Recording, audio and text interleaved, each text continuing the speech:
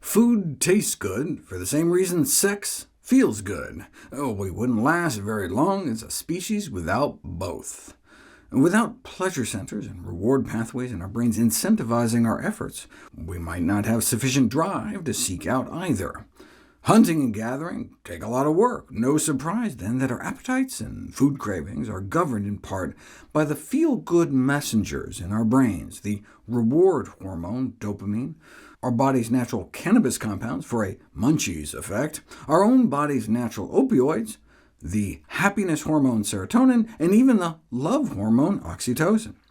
Dopamine release is such an important motivator of food intake that animals genetically engineered to be unable to make dopamine simply starved themselves to death. Food just didn't seem to do much for them anymore.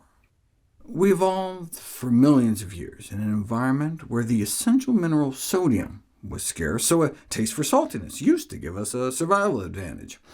Calories were sometimes scarce too, but we didn't need nutrition labels to tell us which foods had more energy. Our taste for sweetness led us to ripe fruit, and our taste for fat drew us to nuts and seeds. The food industry, however, has hijacked these natural drives and turned them against us.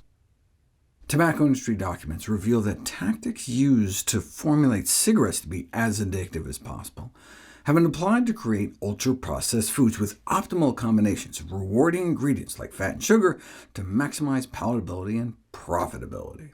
Taste engineers manipulate the salt, sugar, and fat contents of foods to achieve what the industry calls the bliss point, the peak of craveability. While owned by tobacco companies, food brands are generally 3 times more hyper-palatable than comparable brands not under tobacco ownership. Now, ultra-processed foods addiction is not recognized as an official diagnosis, but highly processed foods can be considered addictive substances based on established scientific criteria using the standards set for tobacco products. Criterion 1. Compulsive use, which is clearly the case for highly processed foods. Criterion 2.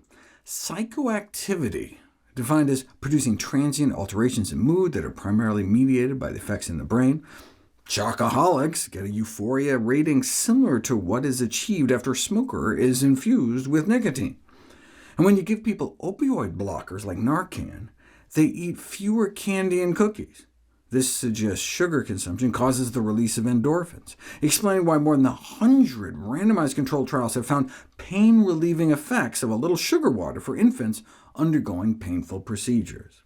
In contrast, opiate blockers did not affect the intake of an unprocessed whole foods source of sugar, orange segments, like it did with chocolate cookies, and especially cheese sandwiches. Criterion 3. Reinforcing, meaning you keep wanting to do it, which is also a no-brainer. Criterion 4. Cravings, and indeed highly processed foods tend to be the most craved. There are also 2 secondary criteria that the Surgeon General report suggested: withdrawal symptoms and tolerance, like when you need a bigger hit to get the same effect, and both of those fit the bill.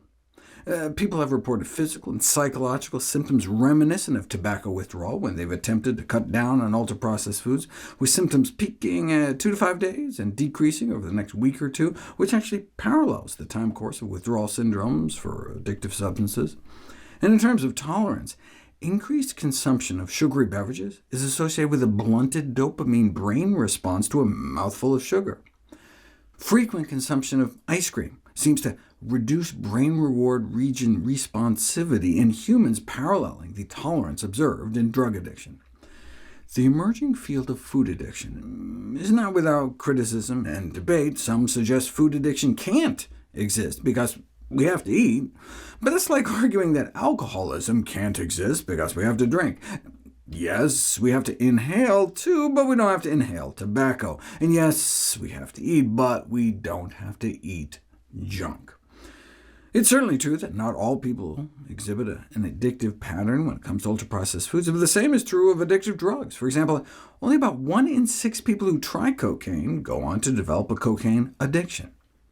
A researcher funded by the largest soda company argued that blaming excess eating on food addiction risks trivializing serious addictions. That's just what employees of the largest Tobacco Company said too.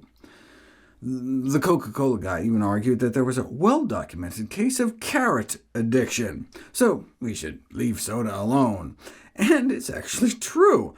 I just wanted to eat a nice juicy carrot and couldn't stop munching after that. But that has to be the exception that proves the rule.